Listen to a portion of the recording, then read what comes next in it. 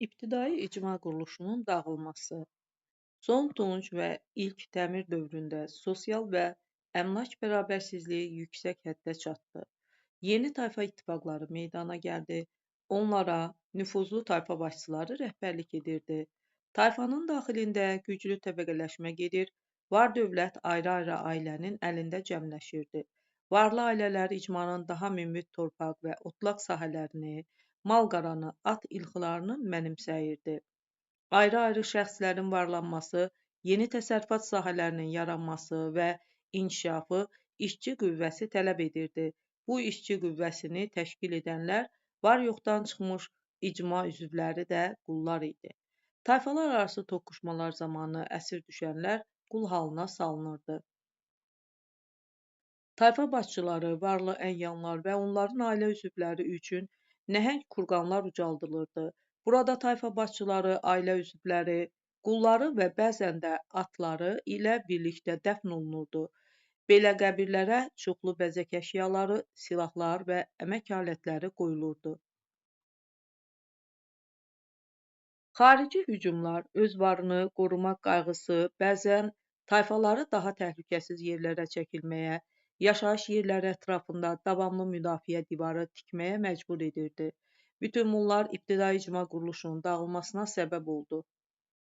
İbtidai icma quruluşunun dağılma səbəbləri: əmlak bərabərsizliyinin daha da dərinləşməsi, sosial bərabərsizliyin daha da dərinləşməsi, cəmiyyətin yoxsul və varlılara bölünməsi, böyük tayfa ittifaqlarının yaranması, hakimiyyətin ayrı-ayrı nüfuzlu şəxslərin əlində cəmləşməsi, var-dövlətə əsasən fərdi ailələrdə toplanması. İlk tayfa birlikləri. Azərbaycan ərazisində ictimai və iqtisadi dəyişikliklər hər yerdə eyni vaxtda olmamışdır. Ölkənin cənubu iki çay arası Mesopotamiya quldar cəmiyyətləri ilə yaxın olmuşdur. Burada baş verən yeniliklər Azərbaycanın cənub hissəsinə də təsir göstərmişdir. Eradan əvvəl 3-2 minilliklərdə Azərbaycanda yaşayan tayfaların təsərrüfatında əkinçilik və maldarlıq mühüm yer tutmuşdur. Onlar arpa, buğda əkib becərmiş, qoyun, keçi, at saxlamışlar. Heyvanların sayı artdıqca geniş otlaq sahələrinə ehtiyac yaranmış, dağlıq və dağətəyi ərazilər maldar tayfalar tərəfindən tutulmuşdu. Əkinçi tayfalar məhsuldar çay vadilərində məskunlaşmışdı. Tayfalar arasında yeni otlaq sahələri uğrunda mübarizə gedirdi. Güclü tayfalar nisbətən zəiflərin üzərinə hücum edir, onların sərvətlərini ələ keçirirdi. Eyni kökdən olan zəif tayfalar daha güclülərin ətrafında birləşərək böyük tayfa ittifaqları yaradıldı. Eradan əvvəl 3-2 minillikdə Azərbaycanın cənubunda Urmiya gölü ətrafında Lulupi, Kuti, Su və Turukki tayfaları yaşamışdır. Bu tayfaların qonşu iki çay arası əhalisi ilə sıx mədəni iqtisadi əlaqələri olmuşdur. Bu dövrdə Azərbaycanın şimal əraziləri yazılı mənbələrdən kənarda qalmışdır. Buna görə də burada yaşayan qədim tayfalar və tayfa birlikləri haqqında məlumatlar yox dərəcəsindədir.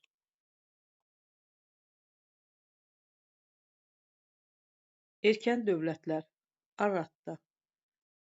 Eradan əvvəl 3-cü minilliyin birinci yarısında Azərbaycanın cənubunda, Urmiya gölünün cənub-şərqində Arratda erkən dövlət qurumu mövcud idi. Onun ərazisi Urmiya gölündən cənubdakı torpaqları əhatə edirdi.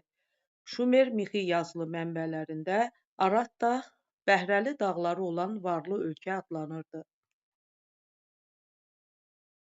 Arratdanın iki çay arasının Şumer şəhər dövlətləri ilə iqtisadi, siyasi və mədəni əlaqələri olmuşdur. El-Merkar və Arratta hökmdarı dastanında bu barədə məlumat vardır. Dastana görə Uruq ilə Arratta gah düşmənçilik, gah da dostluq edirdilər. El-Merkar Şumerin Uruq şəhər dövlətinin hökmdarı olmuşdur. Həm El-Merkar, həm də Arratta hökmdarları bir-birlərini tabe etmək üçün tədbirlər görürdü. Arratta hökmdarı Şumerə tabe olmaq istəmədiyi üçün qasidə belə cavab verir: Mən ali kahinəm, təmiz əl, yəni inanla. tərəfindən təyin olunmuşam. Xoş sifət inanla, həqiqətən məni Arattaya, saf ənənələr ölkəsinə gətirdi. Məni sanki böyük darvaza kimi dağlarda onun önündə qoydu. Məgər Aratta Uruka tabe ola bilərmi? Aratta Uruka boyun əyməyəcəkdir. Aratta hökmdarının Uruka verdiyi cavab nəyi sübut edir? Qonşu tayfalar Uruk şəhərini mühasirə edən zaman Enmerkar hərbi yardım almaq üçün Aratta hökmdarına müraciət edir. Uruk şəhərində məbəd tikintisi zamanı Şumerlərə inşaat materialları, qiymətli metal və daşlar lazım idi. Enmerkar bu materialların Arattadan gətirilməsini istəyirdi. O Aratta hökmdarı ilə yazışmalar aparmış, qasidlər göndərmiş və hətta bu ölkəyə səfər etmişdir. Arattadan iki çay arasına qızıl, gümüş, lacivərd daşı və tikinti materialları gətirilmişdir. Aratta iki çay arası ilə mal mübadiləsi edirdi. Mübadilə nəticəsində Şumerdən Arattaya əsasən taxıl və meyvə gətirilirdi. Aratta əhalisi müxtəlif sənət sahələri ilə məşğul olurdu. Burada mahir ustalar vardı. Onlar məbəd və saray tikir, divarlarına qiymətli metal və daşlardan, xüsusi lacivərddən bəzək və naxış vururdular. Ustalar qiymətli metal və daşlardan zərgərlik və digər bəzək əşyaları hazırlayırdı. Aratta ustaları Şumerdə məbəd tikintilərində iştirak edirdilər. Aratta əhalisinin həyatında əkinçilik mühüm yer tuturdu. Burada dəmiyə əkinçiliyi geniş yayılmışdı. Əkin sahələrinin məhsuldar olması isə yağışdan asılı idi. Mövsüm quraqlıq keçəndə Şumerlə taxıl mübadiləsi genişlənirdi. Aratta şəhər dövləti idi. Paytaxtı Aratta şəhəri idi. Bu şəhərin ətrafı düşmən hücumundan qorunmaq üçün qala divarları ilə əhatə olunmuş, mərkəzində isə ölkəni idarə edən hökmdarın sarayı yerləşirdi. Hökmdarın yanında Ağsaqqallar Şurası fəaliyyət göstərirdi. Mühüm məsələlər burada müzakirə edilir və qərarları səs çoxluğu ilə qəbul olunurdu. Aratta çoxtanrılıq mövcud olmuşdur. Burada Şumerin bərəkət və məhəbbət ilahəsi hesab edilən İnannaya ibadət geniş yayılmışdır. Lullubi eradan əvvəl 3-cü minilliyin ikinci yarısında iki çay arasında mövcud olan Şumer şəhər dövlətləri süquta uğradı. İki çay arası Akkad dövlətinin hakimiyyəti altında birləşdirildi. Urmiya gölünün cənubunda, keçmiş Aratta dövlətinin qərb torpaqlarında Lullubi tayfa ittifaqlarının yaranması, Lullubi tayfa ittifaqında Su və Turukki tayfaları da daxil idi. Eradan əvvəl 3-cü minilliyin ikinci yarısında Urmiya gölünün cənubunda Lullubi erkən dövləti yarandı. Onun ərazisi şimalda Urmiya gölündən, cənubda Diyala çayına dək çatırdı.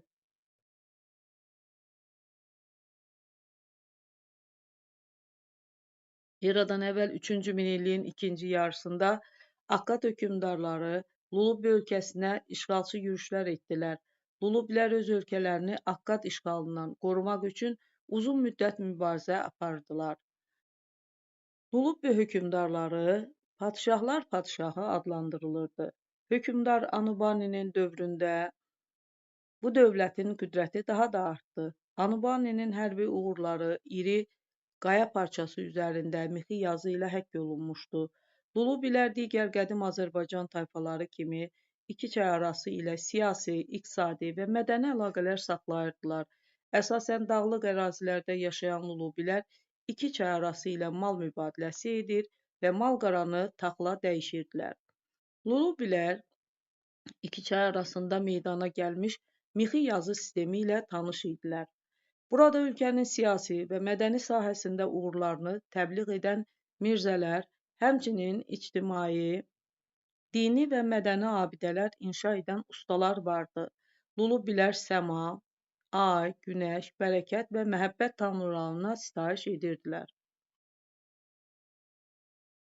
Kuti eradan əvvəl 3-cü minillikdə Urmiya gölünün qərb və cənub-qərb hissəsində Kuti, Quti tayfa birləşmələri mövcud idi. Həmin minilliyin ikinci yarısında Kutilər erkən dövlət yaratdılar. Onlar Şumer şəhər dövlətləri ilə müttəfiq münasibətləri saxlayırdılar. Lakin Akkad hökmdarlarının işğalçılıq siyasətinə qarşı çıxırdılar. Akkad dövləti Urmiya gölü hövzəsində yaşayan tayfalara hücum edirdi. İşğala məruz qalan bu tayfalar hərbi ittifaq yaratdı və Akkad ordusunu məğlubiyyətə uğratdı. Akkad hökmdarı Şumerlərin dini mərkəzi olan şəhərə ordu göndərərək buradakı məbədi dağıtmaq istəyirdi. Kuti hərbi dəstələri bu şəhərin köməyinə gəldi. Beləliklə Akkad hökmdarının niyyəti baş tutmadı. Burada Kuti hökmdarının şərəfinə mixi yazılı abidə qoyulmuş və orada o, qüdrətli Kutulum və dünyanın 4 səmtinin hökmdarı adlandırılmışdı. Bundan sonra Kutilərin iki çay arasına müdaxiləsi daha da gücləndi. Akkad dövlətinin zəifləməsindən və iki çay arasında baş vermiş daxili çəkişmələrdən istifadə edən Kutilər buranı ələ keçirdi. Kutilərin iki çay arasında təxminən 100 illik hakimiyyəti zamanı onlara qarşı çıxan olmadı. Kutilər iki çay arasında mövcud olan idarə sistemini dəyişmədilər. Ölkəni canişinlər vasitəsilə idarə edirdilər. Kutilərə tabe olan Şumer şəhər hakimləri müstəqil daxili siyasət yürüdürdülər. İki çay arasının Şumer şəhərlərində Kuti hökmdarının şərəfinə yazılar tərtib edirdilər. Kuti hökmdarının kitabələri mixi yazıları ilə tərtib olunurdu. Mətnlər qısa olurdu, onlar da ay, bərəkət və məhəbbət ilahəsinə sitayiş edirdilər. Kutilərin hakimiyyəti illərində ticarət yollarında əmin-amanlıq bərpa olunmuş, iki çay arasına xarici müdaxilənin arası kəsilmiş və Urmiya gölü hövzəsi ilə dinc əlaqələr yaradılmışdı. Şumer və Akkad gəncləri Kuti qoşunlarına xidmətə cəlb olunurdular. Kutilər və Şumerlər arasında ənənəvi sülh münasibətləri var idi. Sonuncu Kuti hökmdarının iki çay arasında hakimiyyəti cəmi 40 gün sürdü. Uruk şəhərində ona qarşı üsyan baş verdi. Bununla da Kutilərin iki çay arasında hakimiyyəti sona çatdı. Eradan əvvəl 3-cü minilliyin sonlarında Kuti və Lulubi erkən dövlətləri süquta uğrayaraq xırda vilayətlərə parçalandı. Turukki və Su tayfa ittifaqları Eradan əvvəl 2-ci minilliyin əvvəllərində Urmiya gölü hövzəsində yaşayan Turukki və Su tayfaları siyasi fəaliyyətə başladı. Onlar əvvəlki dövlətlərdə Aratta, sonra isə Kuti və Lulubi erkən dövlətlərinin tərkibinə daxil idi. Bu dövlət qurumları süquta uğradıqdan sonra Turukki və Su tayfaları müstəqil surətdə iki çay arası hadisələrinə qarışmağa başladı. Turukkilərin hücumları iki çay arasının şimalında yaranmış Aşşur-Assuriya dövlətinin sərhədlərində təhlükə yaradırdı. Aşşur hökmdarı Turukkilərə qarşı hərbi yürüş təşkil edir, lakin bu tayfaların müdaxiləsinin qarşısını ala bilmirdi. Turukkilər Aşşurların nəzarəti altında olan Şuşarra vilayətində yerləşirdilər. Şuşarra inzibati və hərbi mərkəz idi və qədim Azərbaycana qonşu olan torpaqları təşkil edirdi. Turukkilər bu əraziyə iddia edirdilər. Yerli əhali də Turukkilərin hakimiyyətinə meyil göstərirdi. Bu dövrün hadisələri göstərir ki, Turukki, Su, Kuti və Lulubilərin yeni tayfa birliyi meydana çıxmışdı. Onlar Şuşarra uğrunda Aşşur ilə gah mübarizə aparır, gah da münaqişələri sülh yolu ilə həll edirdilər. Bu, ardı-arası kəsilməyən hücumlar nəticəsində Aşşur dövləti zəiflədi.